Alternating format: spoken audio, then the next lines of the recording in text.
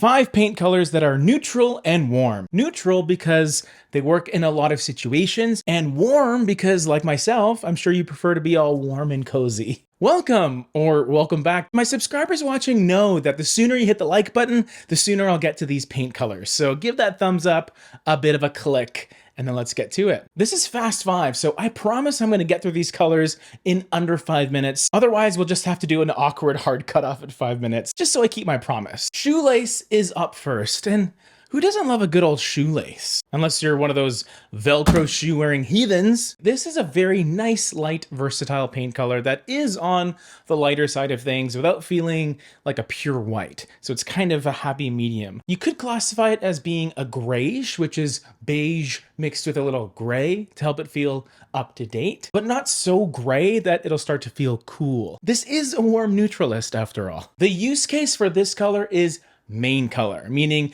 this is a paint color you can put throughout an entire home and give it that soft, warm, neutral feel. But what if you wanted a color that was a bit deeper and darker, but still along the same line? That's what Creamy Mushroom is for. As you can see, this color has a lot more color in it, and that's because it's a mid-tone. You will not mistake this for an off-white because it's right in the middle of the pack depth-wise. You'll also notice its coloration a little bit better because there's more colorant in the actual can to interpret. So we can start to see a shift away from beige gray to almost a browny gray. Some may classify this as a taupe, which is an extremely versatile category of colors when dealing with midtones in general. The use case for Creamy Mushroom is in secondary spaces. So not necessarily the main parts of your home like your hallways or your open living areas, but it's a perfect option for family rooms or dining rooms and especially bedrooms. Anywhere that has decent lighting at least, and you're looking for a warm neutral that has a bit of oomph. I mean, it's kind of hard for a neutral to have oomph because it's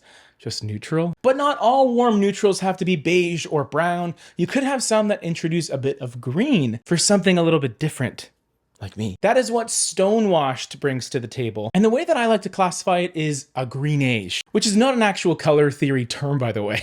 I just made it up. But it combines green and beige into one. Maybe you'll see greenage in Webster's dictionary one day. You will really start to notice that green when you compare it to other colors that contain red or brown. In terms of darkness or lightness, this one is kind of in between the last two. Not as dark as Creamy Mushroom and not as light as Shoelace. Stonewashed is the greeny warm neutral that's just right. Use case for me would be a soft accent color. It's neutral enough to be used liberally, but when you combine it with the other colors that are a little more brown leaning, this is the color that will stand out just a tad because of that green aspect. What if you're looking for an off-white that shares some of these characteristics? White is by default pretty neutral, and a warm white that I enjoy is white stone.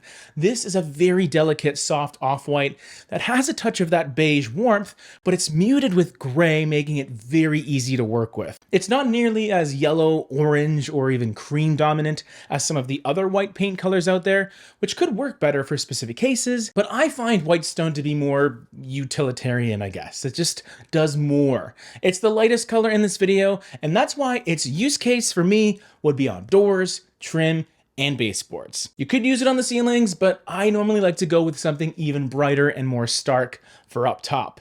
But that's me. And who am I, even? Before I get to the last color, let me check the clock. Okay, we're good. You know what I love in my mushroom soup?